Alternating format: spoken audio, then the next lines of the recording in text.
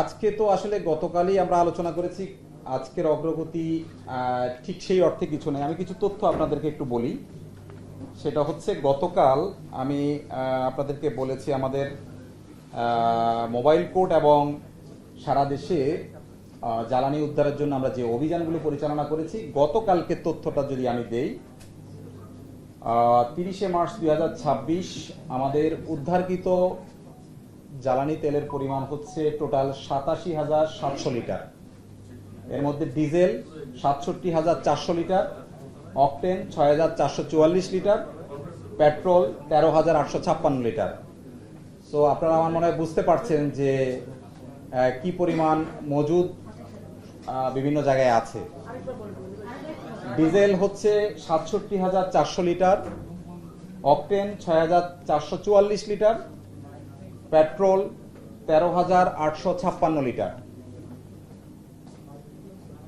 অর্থাৎ গতকালকের ফিগারটা যদি আমরা যোগ করি তাহলে আমাদের মোট অভিযান 3,559, মামলার সংখ্যা হয়েছে 1,244, সর্বমোট অর্থদণ্ড হয়েছে 84,51,000, কারাদণ্ড দেয়া হয়েছে 19 জনকে।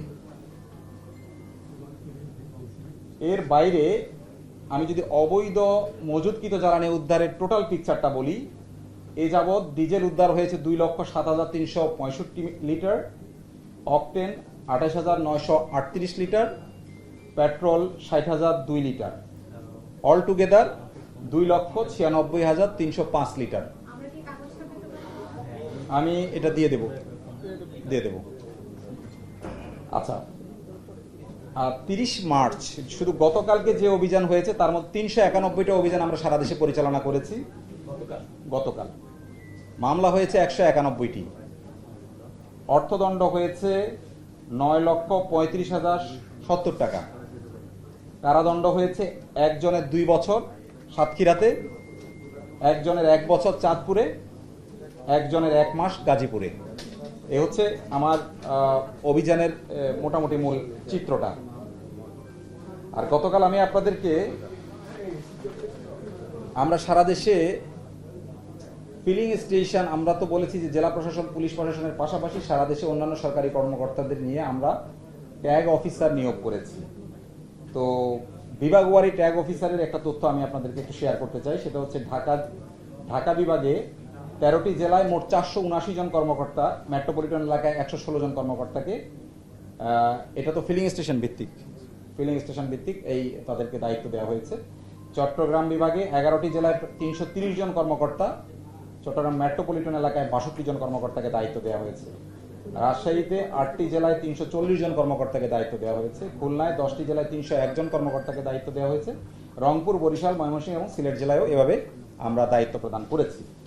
আশা করছি যে এই ট্যাগ অফিসাররা অত্যন্ত নিবিড়ভাবে এই জিনিসগুলো মনিটর করবেন এবং আগের চেয়ে বেটার ম্যানেজমেন্ট হবে ইনশাল্লাহ।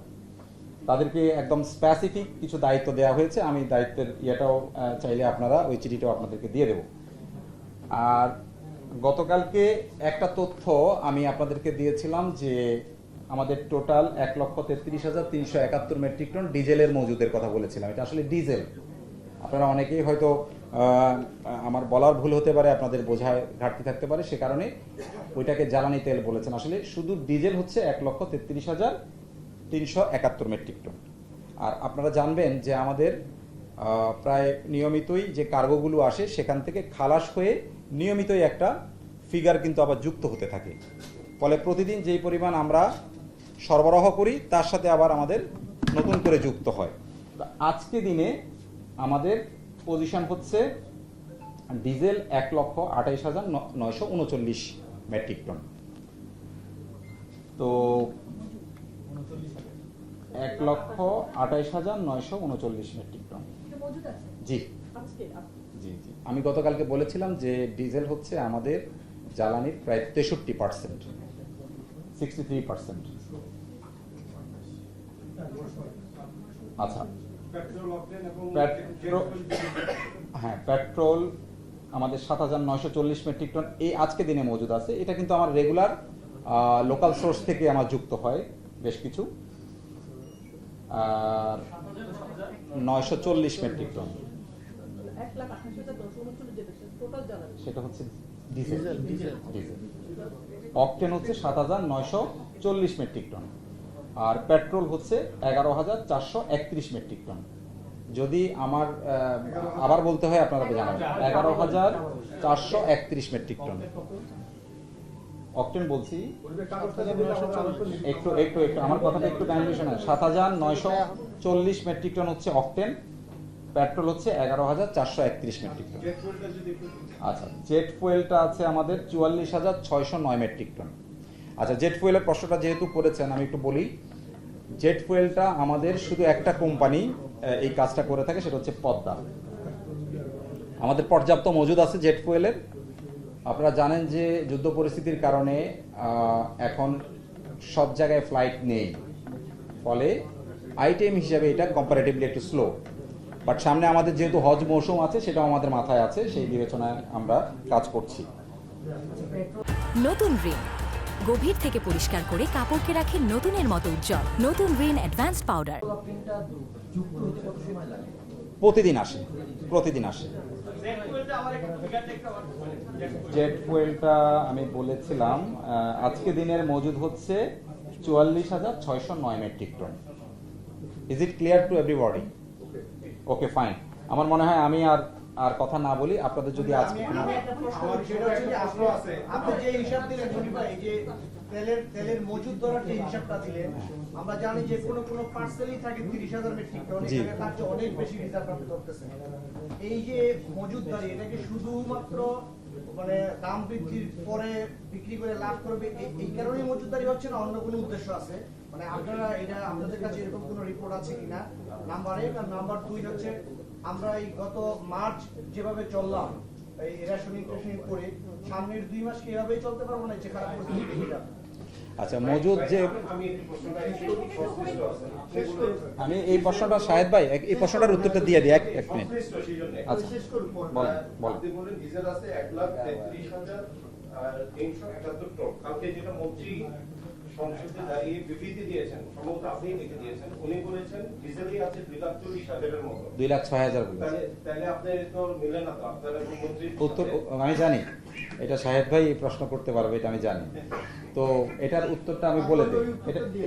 আচ্ছা, ওনার উত্তরটা হচ্ছে যারা মজুদ করছে তারাই ভালো বলতে পারবে কি উদ্দেশ্যে মজুদ করছে। এটা হচ্ছে প্রথমটার উত্তর। আর দ্বিতীয় প্রশ্নটা কি করেছেন আপনি? আমরা তো মার্চে রেশনিং করে তাও চলে আসছি, যুদ্ধ তো এখনো থামার কোনো মানে দেখতেছি না। এই সামনের ২ মাস কি ক্রিটিক্যাল সময় আসন্ন, জি, এপ্রিল মে, এই সময় কি আমরা এইভাবে চলতে পারবো না, যে খারাপ দিকে যাবে? খুবই চমৎকার প্রশ্ন। আমি গতকালকে বলেছি যে আমরা একটু নিকট ভবিষ্যৎটাকে নিয়ে আমরা কথা বলবো। অনেক দূর ভবিষ্যৎ তো আসলে আমি দেখি না, আমরা তো মানুষ, খুব বেশি দূর ভবিষ্যৎ আমরা দেখি না।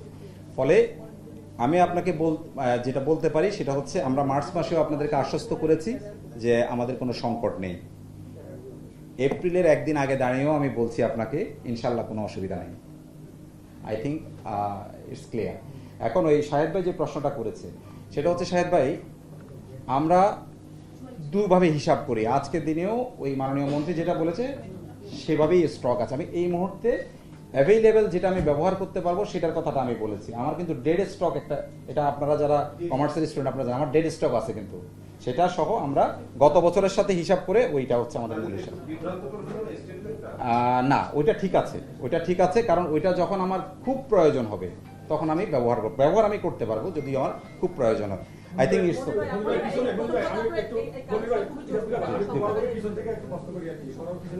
আমি দেবো।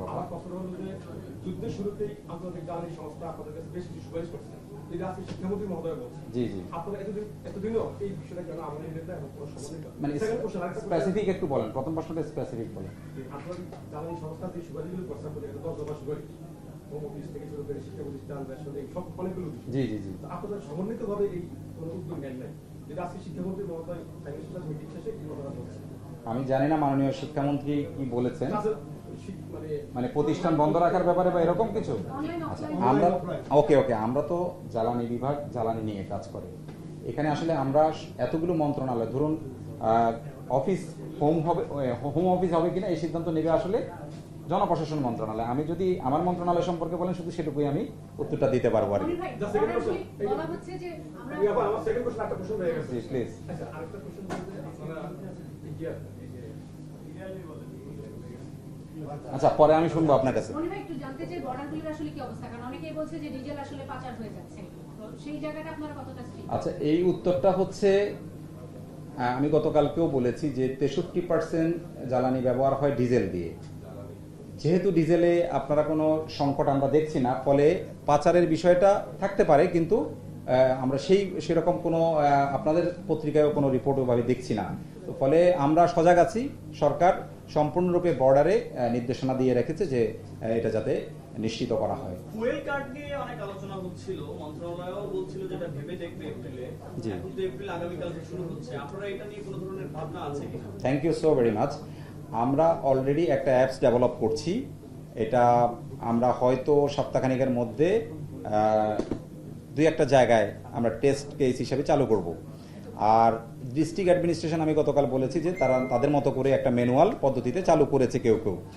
তো যেহেতু এই কাজটা আসলে মানে একটু কঠিন, কারণ অত সহজে আমি চাইলেই এতগুলো মানুষকে একসাথে নিয়ে আসতে পারবো না একই আমরেলার নিচে। ফলে আমরা হয়তো কোনো পার্টিকুলার ভেহিকেলকে টার্গেট করে সপ্তাহখানেকের মধ্যেই আমরা একটা ইয়েতে যেতে পারবো আর কি।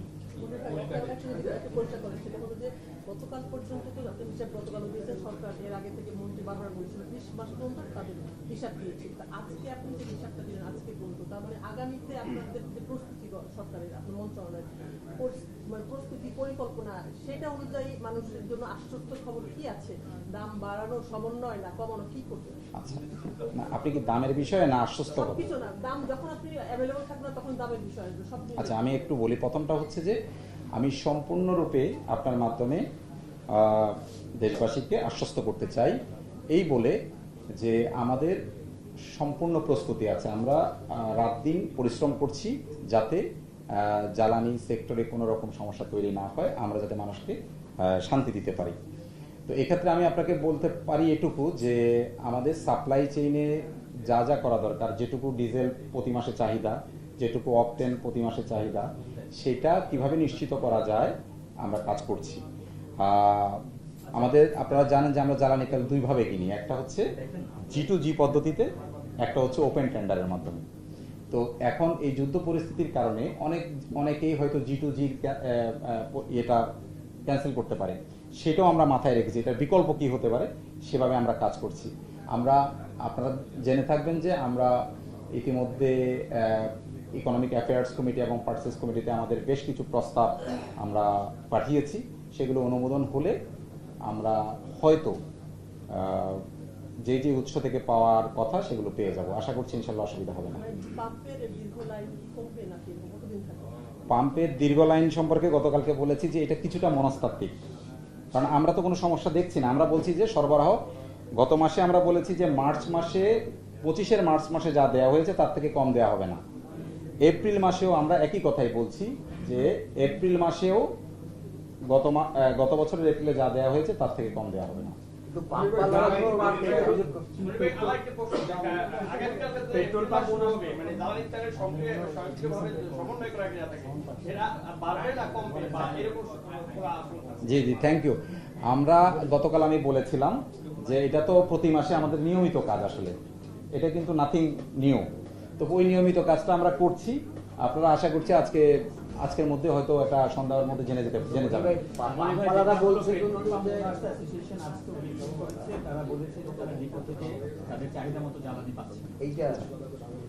এটুকুই প্রশ্ন। আচ্ছা, ডিপো থেকে আমি জানি না কি অভিযোগ করেছে, কিন্তু ডিপো থেকে যদি সুনির্দিষ্ট কোনো অভিযোগ থাকে যে অমুক ডিপো থেকে আমি পাই নাই, তাহলে আমার অ্যাড্রেস করতে সুবিধা হতো। কিন্তু আমি আজকেও 9:30 থেকে 11টা পর্যন্ত ওই সকল জেলা প্রশাসক এবং আমাদের যে পদ্মা, মেঘনা, যমুনা তাদের সাথে মিটিং করেছি। এরকম কোনো ডিপো থেকে জ্বালানি সরবরাহ করছেন এরকম কোনো অভিযোগ কিন্তু আমরা পাইনি। স্পেসিফিক হলে আচ্ছা সাফিসিয়েন্ট না, এটা চাহিদা মতো, এটা আমি গতকালকে বলেছি যে চাহিদাটা আসলে ঠিক মেজার করা খুব কঠিন। কারণ আপনার যদি একদিকে মজুদের টেন্ডেন্সি থাকে তাহলে চাহিদা কিন্তু আমি মেজার করতে পারবো না। ফলে কিংবা প্যানিক বাইং এর যদি আমার চিন্তা থাকে তাহলে তো চাহিদা মানে শেষ হবে না। আমরা বলছি যে আমরা একটা স্ট্যান্ডার্ড ধরেছি যে গত বছর এই পার্টিকুলার মাসে আমরা যা দিয়েছি আমরা তা দিয়ে যাব, তাতে করে ইনশাল্লাহ মানুষ যদি স্বাভাবিক কেনাকাটা করে কোনো অসুবিধা ইনশাল্লাহ হবে না। কি পরিমাণ তেল দেওয়া হয় প্রতিদিন? এটা আসলে পেট্রোল পাম্প, ধরুন ট্রাস্ট ফিলিং স্টেশন, সেখানে আমি একটা উদাহরণ হিসাবে বলছি, সেখানে যে পরিমাণ গাড়ি যায়, মালিবাগের মোড়ে যে স্টেশন আছে, এটা আমি না গড়ে না, আমি একটু বুঝিয়ে বলি আপনাকে। ধরুন ট্রাস্ট ফিলিং স্টেশনে প্রতিদিন 40,000 লিটার অকটেন লাগে, কেমন? আর মোহাম্মদপুরে কিংবা মালিবাগের একটা স্টেশনে হয়তো 5,000 বা 10,000 লিটার লাগে। চাঁপাইনবাবগঞ্জে কোথাও হয়তো 2,000 লিটার হলেই চলে। ফলে যার যেটা, আমরা তো আমাদের তো একটা ট্রেন্ড অ্যানালাইসিস করি, আমরা যার যেটুকু দরকার সেভাবেই বরাদ্দটা দেওয়া হয়। যেখানে ভিড় বেশি ওখানে একটু বাড়ানোর চিন্তা আছে? এটা আসলে ভিড়টা কি, এখানে তো আমি কাউকে বলতে পারি না যে আপনি অমুক পেট্রোল পাম্প থেকে নিতে হবে, ফলে ভিড়টা তো ওইভাবে মেজার করা যাবে না, যে কেউ যে কোনো জায়গা থেকে নিতে পারে। মনির ভাই, একটু জানতে চাই যে আপনি বলছিলেন যে অফিসের বিষয়ে জনপ্রশাসন মন্ত্রণালয় সিদ্ধান্ত নেবে, শিক্ষা প্রতিষ্ঠানের বিষয়ে জি। শিক্ষা মন্ত্রণালয় নেবে। আপনাদের ক্যাপাসিটি কি? আপনারা আসলে সরকারকে কি তথ্য দিচ্ছেন যে মানে আপনাদের দিক থেকে কোনো ধরনের সুপারিশ থাকবে কিনা যে স্কুলের সময় কার্টাইল করা হোক, অনলাইনে ফিরে যাক, বা অফিসটা কোভিডকালীন সময়ের মতো হোম অফিস, বা এরকম আপনাদের দিক থেকে কোনো সুপারিশ থাকবে কিনা? আমি আমি একটু যুক্ত করি ওনার সঙ্গে যুক্ত করি, কারণ আপনি যেহেতু জ্বালানি মন্ত্রণালয়ের মুখপাত্র হিসেবে কথা বলছেন, জি, জি। এখানে সবাই শুধু জ্বালানি তেল নিয়ে কথা বলছে, কিন্তু আমাদের তো এলএনজিও ক্রাইসিস, এলএনজিও Yes. আসতে পারতেছি না। Yes, yes. আমাদের রান্নার গ্যাস যে এলপিজি সেখানেও ক্রাইসিস। Thank you. এইগুলির উপর তো আসলে আপনারা প্রশ্ন করলে আমি উত্তর দিতে পারি, কোনো সমস্যা নাই। প্লিজ এইগুলি একটু উত্তর দেন। আপনারা প্রশ্ন করলে আমি উত্তর দেবো, অসুবিধা নেই। You can ask any question. LNG আমাদের আপনি এলএনজি নিয়ে আপনাদের আপনার প্রশ্নটা পরে উত্তর দিচ্ছি। এলএনজি নিয়ে আপনাদের চিন্তা করার কোনো কারণ নাই, কারণ আমরা এপ্রিল মাসের এলএনজি যা যা আসার কথা আমাদের সবই আসছে, ঠিক আছে? আরেকটা আছে, যেমন আপনারা করেন নাই, আমি বলে দিই, সেটা হচ্ছে এলপিজি। করেছি এলপিজি, তাই তো? এলপিজির ফিগারটা আমি একটু দেখেই আপনাদেরকে বলে দিচ্ছি। এলপিজিটাও কিন্তু খুবই গুরুত্বপূর্ণ এখন। একটু আবার কাগজ দিই, আমি বলে দিচ্ছি।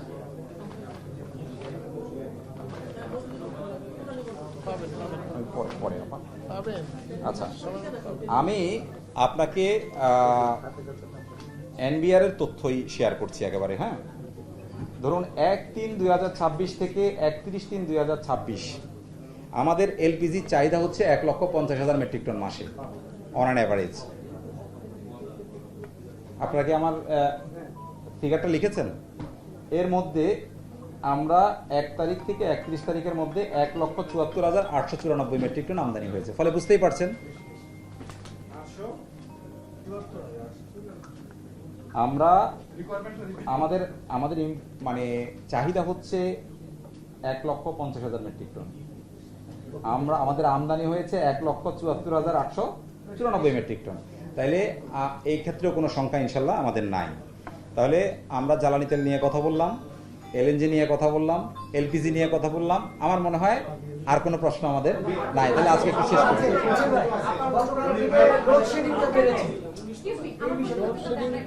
জি জি করেছিলাম যে জনপ্রশাসন মন্ত্রণালয় অফিসের ব্যাপারে সিদ্ধান্ত নেবে, শিক্ষা প্রতিষ্ঠানের ব্যাপারে শিক্ষা মন্ত্রণালয় সিদ্ধান্ত নেবে, কিন্তু ফুয়েল তো আসলে আপনি আপনাদের কোনো সুপারিশ আছে কিনা? আপনার নিজের আমরা কিন্তু জনগণকে সাশ্রয়ী হতে বলছি। তারপরে আপনারা যে কথাগুলো বলেছেন, এই কথাগুলো আমরা যার কাছ থেকে যখন পাচ্ছি আমরা কিন্তু নোট নিচ্ছি, আমাদের ইন্টারনাল ডিসকাশন কিন্তু হচ্ছে। হ্যাঁ, তো এটা যখনই ধরুন সবগুলো মন্ত্রণালয় মিলে সিদ্ধান্তটা চূড়ান্ত হবে, আপনারা জেনে যাবেন ইনশাল্লাহ। জি জি প্লিজ। সেটা হচ্ছে যে সরকার তো আন্তরিক ইন্টারন্যাশনাল মার্কেট থেকে তেল সংগ্রহের জন্য, বিশেষ করে ডিজেল নিয়ে একটু চিন্তা। তো আপনারা খুব আন্তরিকতা নিয়ে 12 তারিখ আপনারা পার্সেস কমিটিতে কিছু ডাইরেক্ট পার্সেসের মাধ্যমে অ্যাপ্রুভ করেছিলেন। ওই তেল কি পেয়েছেন? কবে নাগাদ পাবেন? আচ্ছা ভাই, এটা হচ্ছে কি, এটা তো একটা প্রসেসের মধ্য দিয়ে হয়। আজকে 18 দিন হয়ে গেছে। হ্যাঁ, একটা প্রসেসের মধ্য দিয়ে হয়। আমরা ইতিমধ্যে কয়েকটা কোম্পানিকে নোয়াও দেওয়া হয়েছে, এটুকু আপনাকে আশ্বস্ত করতে হবে। সবগুলোর কথা আমি স্পেসিফিক, এটা তো বিপিসি করে, আপনাকে এটুকু বলতে পারি যে আমরা কয়েকটার কাছ থেকে পিজি পারফরমেন্স গ্যারান্টি পেয়েছি এবং আমরা তাদেরকে নোয়া দিয়েছি। ফলে ইন দ্য প্রসেস। মনে হয় ভারত থেকে যে তেল আনার কথা ছিল এবং ভারত নাকি গ্রিন সিগন্যালও দিয়েছে, জি। এইটার সর্বশেষ এটা গতকালকে বলেছি যে 4টা পার্সেল এই পর্যন্ত আমরা পেয়েছি। আপনি যুদ্ধের আগে মাত্র 5,000 মেট্রিক টন এসেছে, আর যুদ্ধের পরে প্রায় 17,000 মেট্রিক টন এসেছে। তার মানে অল টুগেদার 22,000 মেট্রিক টন। আমি গতকালকেও বলেছি, হ্যাঁ, 22,000 মেট্রিক টন আমরা পেয়েছি। আমাদের সাথে চুক্তি আছে 60,000 মেট্রিক টনের এই জুন পর্যন্ত ডিজেল। তো আশা করছি আমরা এটা পেয়ে যাবো ইনশাআল্লাহ। Thank you so very much. Thank you. আসসালামু আলাইকুম।